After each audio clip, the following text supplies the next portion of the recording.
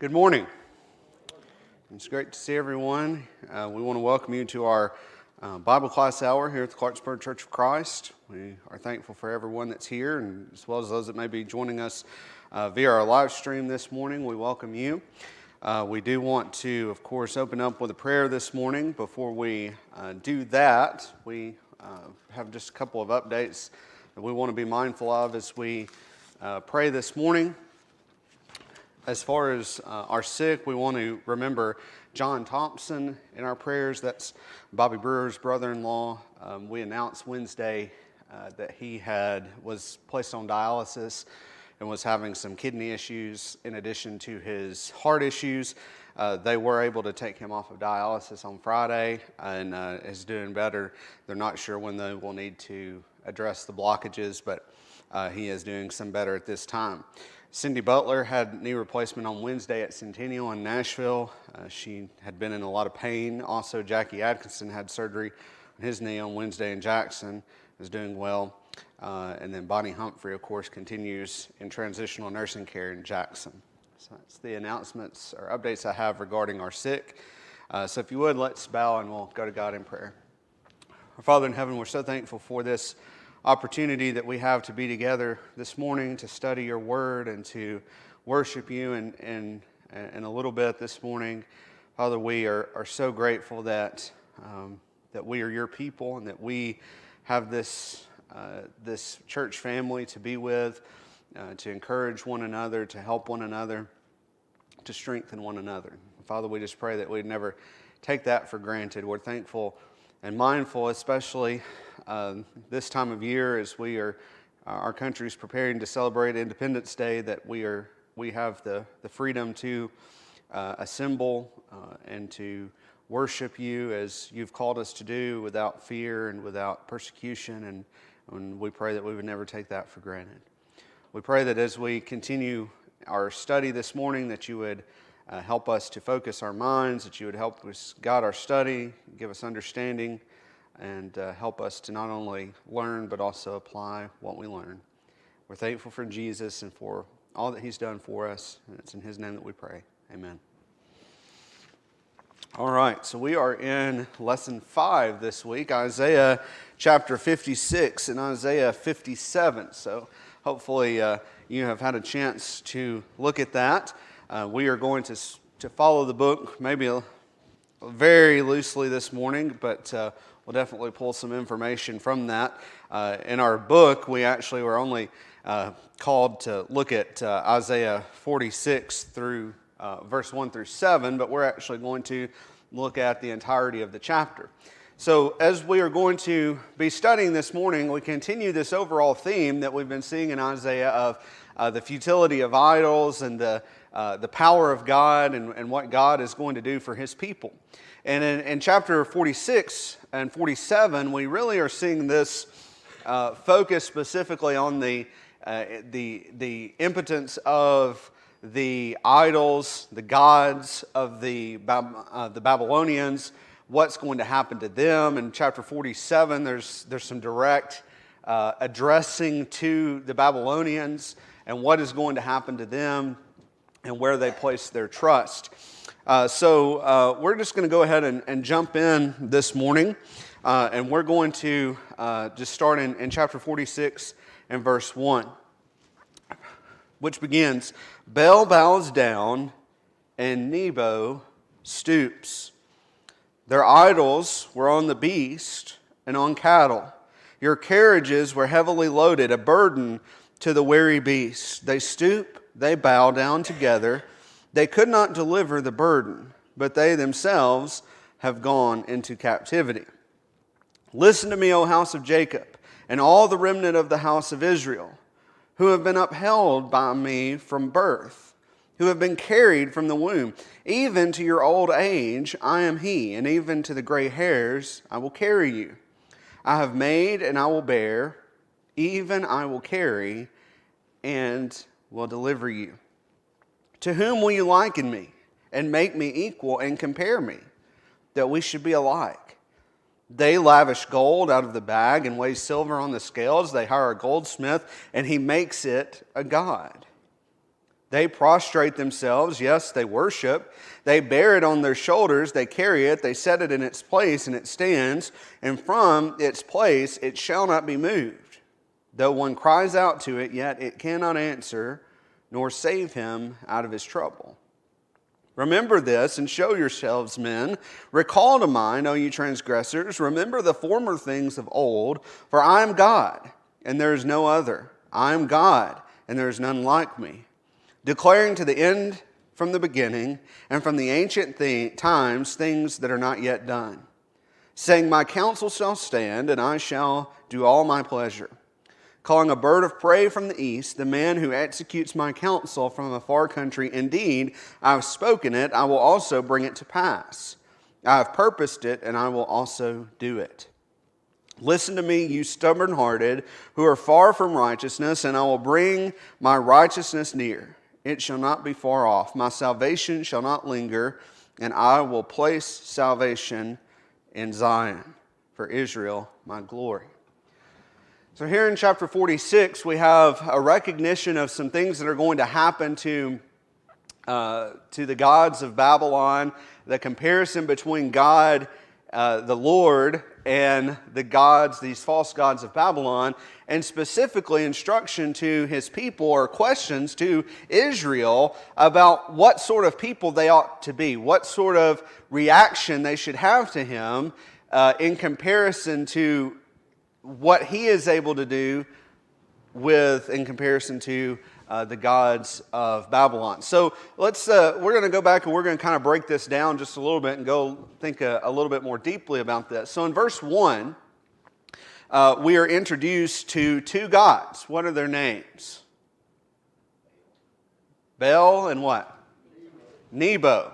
Okay. Now, those are gods of who? Babylon. Okay. When the Israelites are carried away into captivity, remember it's in several waves that they go into captivity, but that first wave is some of the nobility, people who could possibly be really good leaders because they're trying to indoctrinate them into the Babylonian ways. They're trying to take away the people who might lead uprisings against them. And amongst them are some young men. Daniel is one of those young men. What name was Daniel given when he was taken into Babylon? Belteshazzar. It's always, there's a king, Belshazzar, and Daniel's name is Belteshazzar. I always mix those up in my mind. But Belteshazzar, which means Bel, save the king. And then, of course, we have some other people that we know about, young men. We know these three young men, Meshach, Shadrach, and Abednego. That's not their Israelite names. Those are their Babylonian names. Their Hebrew names, Hananiah, Azariah, and Mishael. And then Azariah is given the name Abednego. So Abednego, servant of Nego. So we have this picture. Remember, Isaiah is writing well into the future, right? Or he's in the past, but he's talking about things that are going to come into the future. But he's saying that these people are going to come and conquer. They're going to serve Bel. They're going to serve Nego. It is Babylon, and Babylon is, of course, this great empire. They are going to seem to be unstoppable. They are serving false gods. Perhaps there would be people who would look to Babylon and see all the success that they were having, seeing all the power that they had, and they might say, well, their gods must be with them. Their gods must be really powerful. But what do we see happening here in chapter 46? What are these gods, Bel and Nego, what are they doing? They're stooping down. They're defeated, yeah. They're really doing nothing. Some say that when they see this idea of stooping down, you might think of it as sinking, almost like sinking in mud slowly and not being able to do anything about it. You have this picture of them being placed on beasts of burden. And this is probably a reference to the fact that they are being carried off in defeat, which would happen in the ancient world. You would come in, and if you conquered a land, they would take your gods, they would take your idols, they would take your spoils, they would put them on beasts of burden, they would carry them back to their homeland. We know that certain articles of the temple that this happened when the people were carried away into captivity. Yes, exactly. Because you have later on this idea of they are carried. They're carried in verse 7. They bear it, they carry it, they set it in place it stands, and from its place it shall not move. So not only is there an image of carrying away maybe in defeat, but this image of we've made it and we carry it and we put it in its place and it never moves from that point. So what you see, and I think that our book maybe entitles this The Burden of Idols. If you're going to serve an idol, if you're going to serve a false god, the gods of the Babylonians were a burden to them. They were a burden to be made. Do you notice that in verse 6? It talks about how they make it. It's really an odd thing, and you wonder, how in the world does this happen? Where does this make logical sense? But at some point, every one of these false gods, these idols that are being worshipped, someone goes to someone, says, here's some gold, here's some metal, here's some wood, here's some stone. I want you to make this. And then after man has made that, then all of a sudden it becomes a god. They carry it to its place, they set it up, and then they bow down and worship it. But it is a burden. It has to be made, and it has to be carried. And so there's some lessons, I think, in this. One, of course, is the powerlessness of these idols. But there's also in this a lesson about what happens when man fashions God after themselves, rather than when man fashions himself after God. You see, God called on His people from the Old Testament into the New Testament. We are called to be in His image. We are called to righteousness, to holiness. We are called to be like God. And what does that do for us? Well, it sets for us a standard, doesn't it? One of the things that we can do that can be a grave mistake is when we use a measuring stick for ourselves of the world. When I say, well, look at the world and I see most people do this and I'm doing this, so I must be in good shape. But the reality is the world's doing this, I'm doing this, and God is higher than I can imagine. And my duty, my responsibility as a Christian is to pursue His righteousness and His holiness, the standard that He has set. Now, I'm never going to be as righteous or holy as the Lord, but I'm going to strive for that. We try to conform ourselves into God's image rather than the image of the world. But what the world frequently does, whether we're talking about the idolatry of the Babylonians or any of the idols that we read about in the Old Testament or the New Testament, or we're thinking about any of those idols that exist in our world today, whether they're official religions or whether they're anything that comes before us and God, what an idol is that we take what we want and we take our standard and we make God fit that. And when that happens, when our God looks like a human, or when our God looks like the world, we lose that standard which pushes us to do better, to be more, and we see this inevitable decay, this inevitable decline in morality. and so many terrible things come from that. Our world, the idea of humanism or doing, respecting humans for being humans and promoting humans doing what they want to do and trusting man to find fulfillment within himself. This has been in the world for a long time, and it always utterly fails. We're seeing this so much in our world today. Do what you want. Find meaning in yourself. Find purpose in yourself. You don't need anybody else. And what happens? Decay, rot, morality goes away. All this wickedness in the world because man has nothing to strive for. So we have to be careful that we are crafted after God's image rather than our gods being crafted after our image. So God has drawn this picture of these Babylonian gods. They're sinking, they're stooping, they're bowing down, they're being carried away, they're being fashioned, they're being set up, they're not moving at all. And then he calls on, after he's painted this picture of uselessness and powerlessness, he then draws on or calls on his people, on Israel, to see what he has done for them.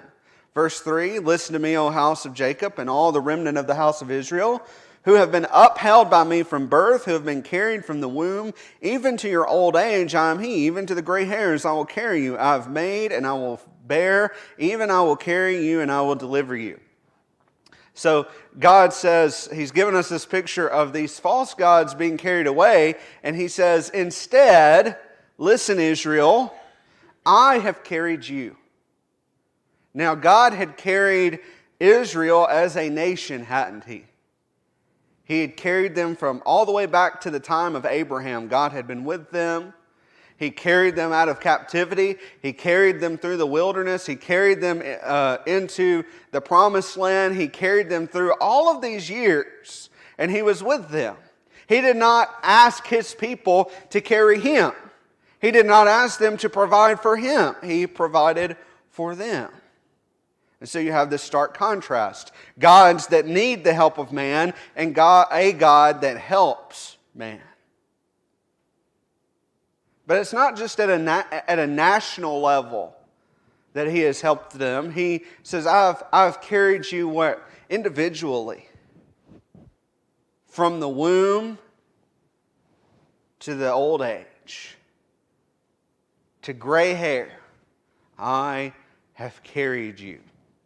I think that's such a powerful message, even for us in this day and time, that, thinking about life and God's care for mankind. God says, from the womb I have carried you. I have been invested in you. And so God asked this question in verse 5, to whom will you liken me? And make equal and compare me that we should be alike. Who can you compare to me? Israel, who is struggling with idolatry, who is constantly carried away into this wickedness, the judgments coming upon them because of their idolatry. They're going to go into this nation, and they may be tempted to follow along with their false gods, to follow Baal, to follow Nego. And he says, who compares to me? He goes on, and of course, talks about them being made and set in place. And then he points out in verse 8, he calls on them to remember and show yourselves men. Recall, you transgressors, the former things of old. I am God, there's no one like me. I am God, there's none like me. So God has asked, who can you compare me? And after having drawn a very clear picture between himself and these false gods, he says, there is none like me. I am by myself. Think about everything that I've done for you, and what should you do?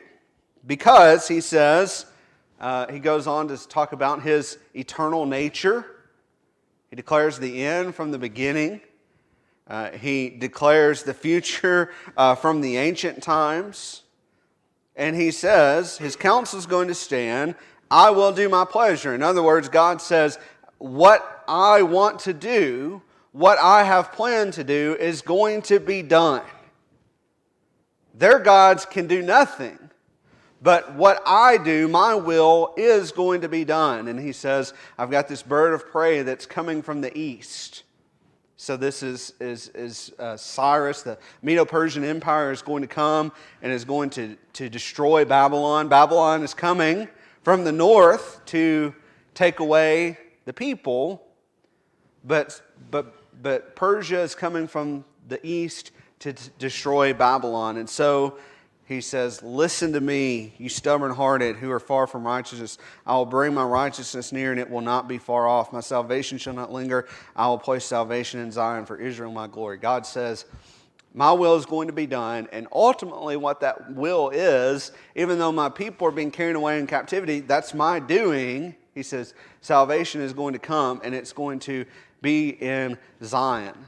And so we see, as we've been talking about on Sunday nights, in our study of Haggai and Zechariah, we know that there's a messianic message in that. Not just a redemption for the people in the Old Testament, but ultimately redemption for all and salvation for all in spiritual Zion. And so God says, look at them, look at their idols, look at what I have done, and what choice do you have? It is no choice. It isn't, there aren't any options to weigh.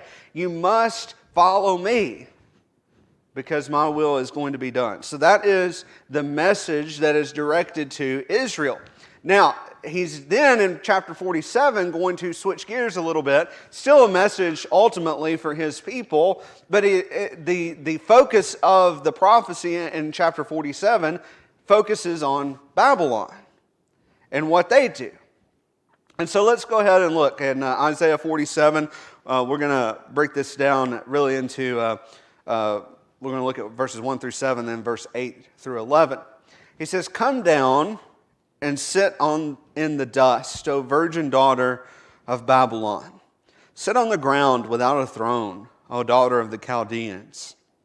For you shall no more be called tender and delicate. Take the millstones and grind meal. Remove your veil. Take off the skirt. Uncover the thigh. Pass through the rivers. Your nakedness shall be uncovered. Yes, your shame will be seen, and I will take vengeance, and I will not arbitrate with a man.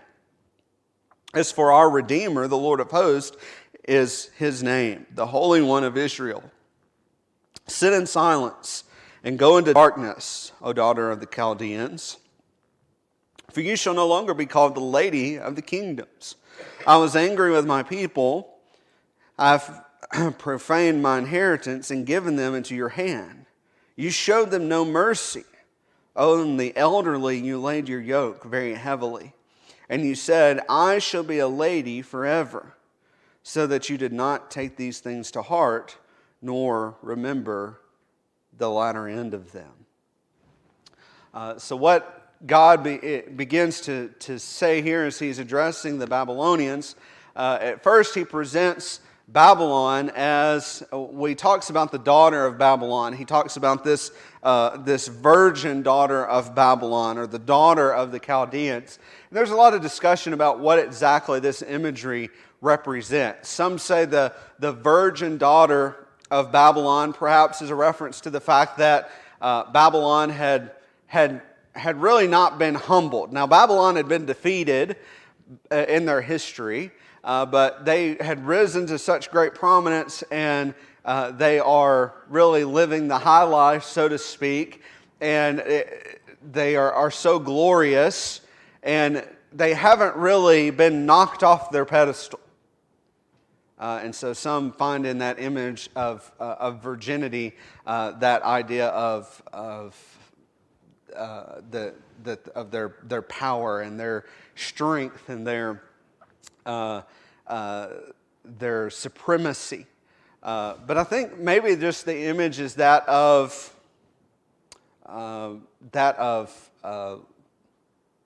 luxury, of ease, of rest, of security.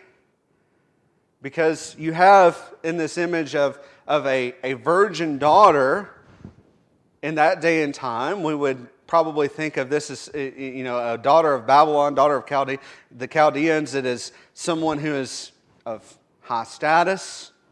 They are protected. They have an easy life, so to speak, because that daughter of a rich, powerful person, that virgin daughter would be protected for what? For marrying off, for a future. And she would be lifted up as this glorious thing. And yet, the picture is that this is Babylon lifted up, glorious, and yet Babylon is going to be humbled. And at the beginning there in verse 47, those first few verses, there's this imagery of what they're going to have to do, what that virgin daughter in her glory is going to be brought down in. And so it's that she's going to sit on the ground. She's going to be working the millstone. She's not going to be delicate. She's going to have to take off her skirt, uncover her thigh, pass through the rivers. And you can look at that and see in that a number of images. Some say an image of a beggar. So I've gone from this place of ease and comfort and plenty, and Babylon is going to be a beggar. They are going to be a slave. So they are in taking up the millstone and grinding. That is the most menial job. Even among the slaves, that was not a job that you would want to do. And so now, instead of living in the lap of luxury, you're going to be working as a slave. And then the third picture there is perhaps that of someone who's on the run, a fugitive. That you're taking off your skirt, that you're exposing the thigh, you're crossing the rivers. In other words, you're having to throw off all decorum, you're having to throw off all decency, you're going to have to throw off all the trappings of richness and wealth to survive. And the image, of course, in that is that Babylon's going to be destroyed. Babylon's going to be conquered. And in all of its richness and glory, then its security that it had, all that's going to come crashing down. And they're going to find that the tables have turned. They were the oppressors. They are going to be the oppressed. And it is God who is doing this. It is God, there in verse 4, that is redeeming His people. The humbling, the destruction of Babylon, their defeat is the redemption of God's people. Now we think, well, how is that a redemption? Because it's just another empire that comes in. The Medo-Persian Empire comes in, they defeat the Babylonians, and God's people now are not slaves of the Babylonians, they are the prisoners of the Medo-Persians. You know, if you're a prisoner, it doesn't really matter what empire you're a prisoner of, right? But we know, again, looking at the future, we're able to look back. In our past, we're able to see the future from where Isaiah is writing. And what do we know happens? Well, it's that Medo-Persian Empire defeating the Babylonians and all of this, of course, being the work of God, but it's that triggers ultimately the return of God's people, isn't it?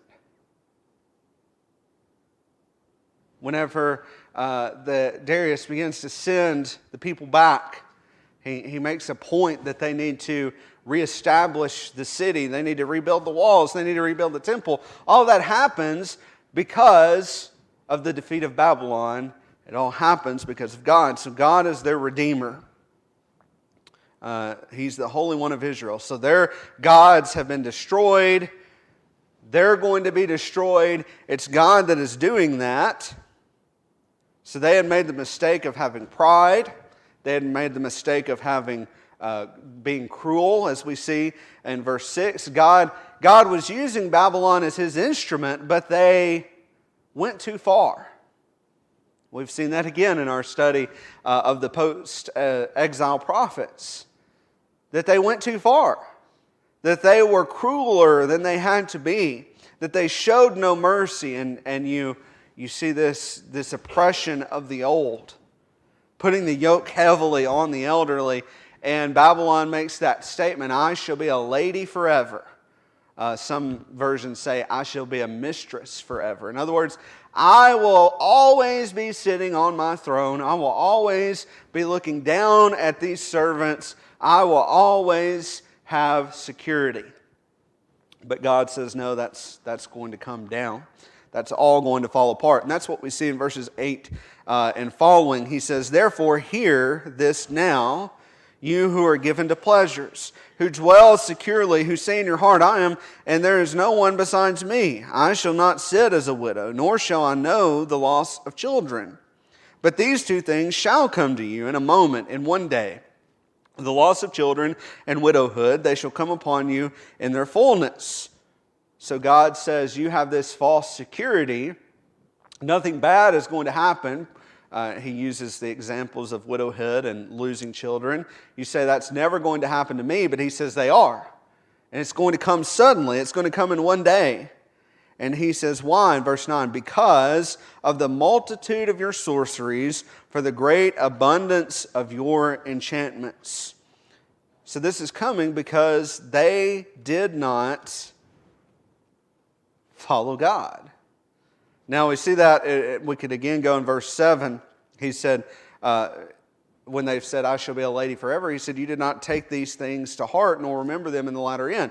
God had used them as his instruments, but they did not learn anything about God. Instead, they continued to follow their false gods, their sorceries, their witchcraft, their superstitions. And because they were living, again, these aren't people that live under the law, but they could have seen something. There could have been a change in them. We know that even the kings would see the power of God, and they would be moved by that, and yet they continued down their path of paganism and idolatry and sorcery. In verse 10, for you have trusted in your wickedness. You've said, no one sees me. Your wisdom and your knowledge have warped you. You have said in your heart, I am, and there is no one besides me. Therefore, evil shall come upon you, and you shall not know from where it arises. You shall fall upon you, and you shall not be able to put it off. And suddenly, and desolation shall come upon you suddenly, which you shall not know. So notice they've made this mistake. They're making statements that sound a lot like the statements that God has made. No one's like me. There's no one like me. I am by myself. I'm matchless is what Babylon is saying. But that's, of course, not the case. They have placed their trust in wickedness, specifically the wickedness of their witchcraft, their sorcery, their superstitions. In our book, on page 47, it references from Ezekiel chapter 21. In verse 21, some of the things that we see the king of Babylon pictured as doing to make decisions. So casting arrows, consulting idols, examining the liver of a slain animal to determine what road he should take. These are all things that, to us, we hear about superstition and witchcraft and sorceries, and we think, oh, does anybody really follow that? Is that even really a thing? But it is. Still in our world today, it's a thing. But in that day and time especially, it was a thing. I don't know what to do. Instead of seeking the counsel of God, I'll cast lots. I don't know what to do. Instead of seeking God's counsel, I'll slaughter an animal and look at its entrails and see what exactly I should do. That was one of the things that the Greeks, for example, would do. They're trying to determine whether or not to go into battle. They slaughter animals. They look at the entrails. They try to determine what to do. I'm looking at this animal's guts. It says we should go attack this army. It's ridiculous. But yet, that was where they had placed their trust. And because of that, desolation's coming upon them. And then verse 12, we sort of see this focus down on them of what they should do. And there's this sense of what is done is done. Just like with Israel, because of their idolatry, judgment is coming. They're going to be carried away into captivity. There's no going away from that at this point. For the Babylonians, they are going to stay lost in their sorcery. There's destruction is coming. And so God says to them in verse 12, stand with your enchantments, with the multitude of your sorceries in which you have labored from your youth. Perhaps you'll be able to profit. Perhaps you will prevail. You are wearied in the multitude of counsels. Let now the astrologers, the stargazers, the monthly prognosticators stand before you and save you from what shall come upon you. Behold, they shall be as stubble. The fire will burn them. They shall not deliver themselves from the power of the flame. It shall be a coal to be warmed by, nor a flame, or not a coal to be warmed by, nor a flame to sit before. Thus shall they be to you, with whom you have labored, your merchants from your youth. You shall wander each one into his quarter, and no one will save you. So God says, just keep doing what you've been doing. Maybe they'll save you. Maybe they'll do something. Go and find all those fortune tellers, all those people that looked up at the stars, all the people who were their monthly prognosticators who told you exactly what's going to happen. You know, you're wearied because you have all these people telling you different things. Maybe trust in them. See where that gets you. Of course, the reality is that it will get nothing, because the sorceries, superstition, any of those things offer nothing, because they are not from God. And so what do we see? God, in comparison to the idols, God's power compared to their powerlessness, what God is going to do for His people compared to what He is going to do to Babylon. He redeems His people. Salvation is being established for His people. Babylon is going to be humbled and defeated, and God's will be done. The way of the world will end in destruction. So we will, of course, we're out of time, so we'll stop there and continue our study next.